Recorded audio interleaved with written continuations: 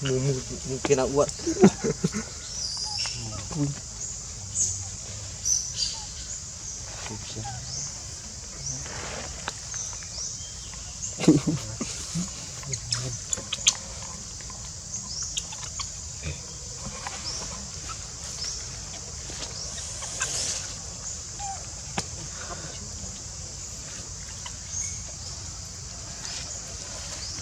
áo khiêng không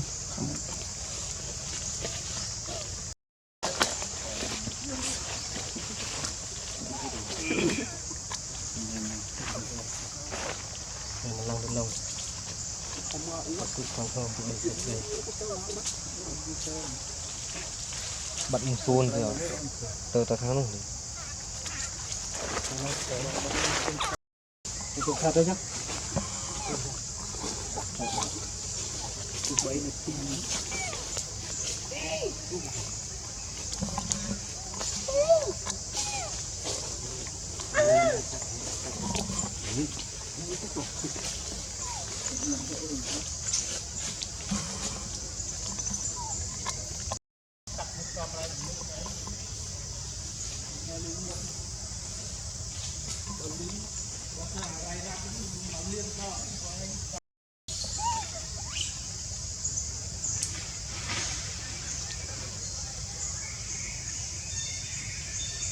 xui cái khá xui ấy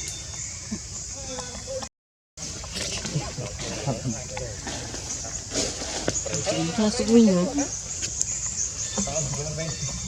ở bên cái thao chỉ lâu đi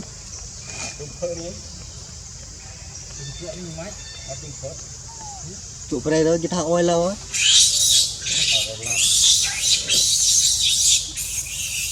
mong đâu nay màu đã oi ơi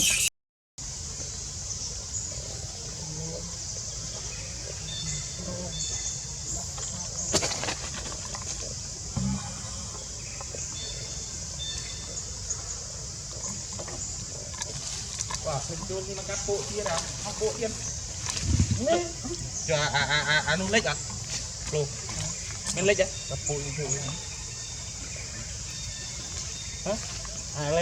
Ghiền Mì Gõ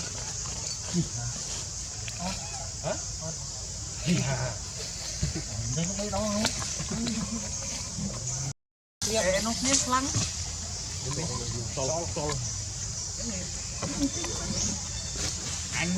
những Cúc ra châu là thả xuyến lắm chứ. Cái tôm muốn sao đi. Sao rồi cần châu ấy. Châu gần tiếng phách. Rồi thôi. Vô tem chân lắm. Ông bánh buộc. Ô, lấy bông đâm.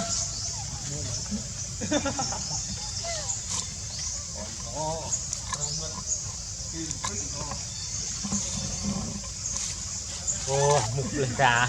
thì khăm một lít chưa biết ai với nhà cơ thế mà Liệp chạ liệp chạ tôi bệ như mô với cha tiếp thăm cây tam đôn người anh em khám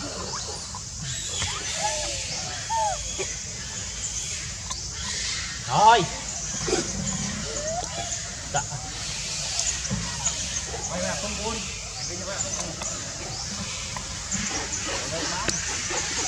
à trước mặt mùi thế mà là không có Luôn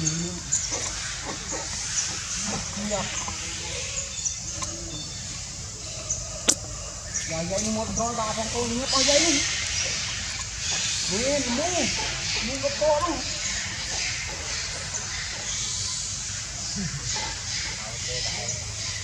bên nhà thì cho bay bên nhà mà hay mấy trẻ coi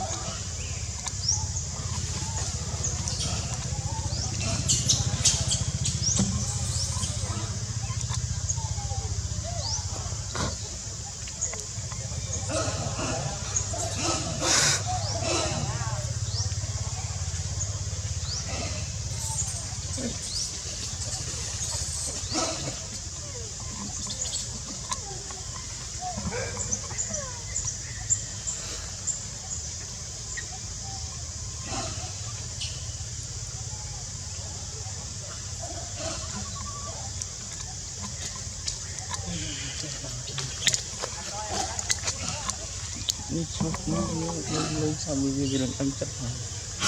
คือเราจุ่มเป็นชุดเลยหล่อเลยที่เลยอย่างนี้เลยที่ไอ้เด็กยังมีตึ้งไอ้เด็กมีตึ้งไอ้ที่ยังตึ้งไอ้ที่ยังตายก็หันยังยังไม่